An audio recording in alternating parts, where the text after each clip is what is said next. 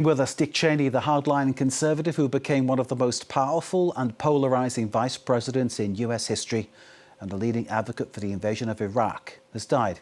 He was 84. Cheney served both presidents, Bush Sr., Bush Jr. He was a key voice that took the US into the Second Gulf War on intelligence on weapons of mass destruction that turned out to be false. In later life, he took a stand against the change in the Republican Party and the advent of Donald Trump, describing Trump as the biggest threat to the US Republic in its over 240-year history. Cheney passed away on Monday due to complications of pneumonia and cardiac and vascular disease. His family confirming this in a statement this Tuesday. Here at France 24, Alitza Gadeva has more on the reaction to Cheney's death. Desert Storm. Polarizing, patriotic and evil. The death of former Vice President Dick Cheney has drawn mixed reactions from people across the United States. I think he was a patriot. I think he loved this country. I think he was a stalwart Republican, and he'll be missed. Serving under former U.S. President George Bush, Cheney will be remembered as well as criticized for his post-9/11 war terror and the U.S.'s second invasion of Iraq. I'm a veteran, so he was involved in a lot of the decision-making going into Iraq and how we executed that fight. I think as far as the society, there'll probably be mixed reviews on him. I was in the military when Cheney was vice president. I certainly found myself on the opposite side of a lot of decisions he made at that time. For many here in Baghdad, Cheney's policies have left a bitter taste. Dick Cheney had a major role in the occupation and destruction of Iraq under the pretext of nuclear weapons, which never existed. They destroyed us, and Dick Cheney specifically destroyed us. In a statement, George Bush called his passing a loss to the nation. History will remember him among the finest public servants of his generation, a patriot who brought integrity, high intelligence and seriousness of purpose to every position he held. He held on to his convictions and prioritized the freedom and security of the American people. Many criticized the late politician, calling him a war criminal and the butcher of Iraq. For them, Cheney died without having to face the consequences of his controversial military actions. A mixed legacy, you can say. Let's bring in Ian Reifowitz for more on this, distinguished professor of history at SUNY-Empire State University, joining us from New York. Ian, as always, a pleasure to have you with us. Cheney's legacy, it's fair to say, it will be mixed. Absolutely, and it's great to be with you again, Mark. I mean, this is a person who took the United States in directions that it had not gone in.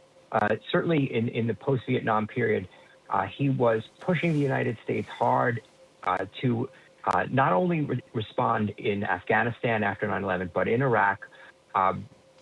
Certainly, the evidence for Iraq's possession of weapons of mass destruction was cited by the Bush-Cheney administration, and it's pretty clear in hindsight that a good bit of that evidence was less than solid. And there were also, you can argue, strategic errors made, pulling the inspectors out, or forcing the UN to pull the inspectors out was, made no sense really at the time. I think you can make the argument. So I think Cheney has to answer for those actions in his legacy. Certainly, you heard positive words from him on his behalf from his former boss. But I think, we've heard some comments in the prior report from people around the world who have a less than positive take on his legacy. He was someone who, until that point, is it fair to say, was regarded very much as one of the grandees of the Republican Party, someone of great influence, someone of great import. Well, he has had an incredibly long career. He absolutely was one of the grandees of the Republican Party. He was also, at one point, an up-and-coming young conservative coming up at a time when the Republican Party, at least in terms of domestic policy, and that less so foreign policy, was much more moderate. And he pushed it in a different direction and changed the Republican Party, to some degree at least, to bend more to his liking. Obviously, Ronald Reagan had a bigger impact than Cheney, but he was there as well, certainly, in the mid-'70s. And I think what we've seen in the last 8 years or 10 years is that the Republican Party has changed again and moved away from Cheney with Trump, certainly who Cheney had been one of the loudest establishment voices to stand up to Trump. You brought us onto that issue of Donald Trump. Of course, Cheney in the last presidential election deciding to not actually support the candidate of his Republican Party, which was, of course, Donald Trump, and to vote for the Democrat, Kamala Harris. Clearly, Cheney's legacy, Cheney's belief in what the Republican Party is about has really nothing to do with the Republican Party today of MAGA, of Trump. That's right. He was left behind.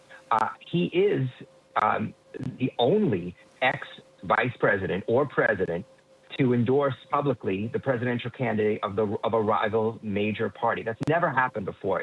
It's truly unprecedented if you think about it. Well, how could it be that a Republican vice president could endorse the Democrat? But he did. I think certainly because of his own beliefs. He talked about Trump being extremely dangerous. His daughter, Liz Cheney, was a powerful anti-Trump voice in terms of talking about him as a threat to democracy. I mean, think about how amazing it is, unprecedented for a former vice president to make this statement as Cheney did in 2022. There has never been an individual who was a greater threat to our republic than Donald Trump. He tried to steal the last election using lies and violence to keep himself in power after the voters rejected him. He is a coward. Now, that's the leader of Cheney's party.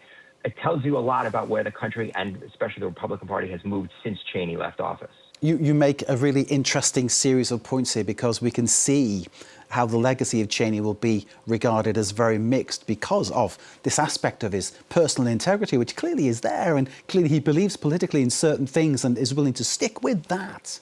But then when you balance that against what happened with Iraq, it's overwhelming that that's how he'll be remembered, isn't it? Because of what went wrong there, because of the fact that that was such an error, I suppose.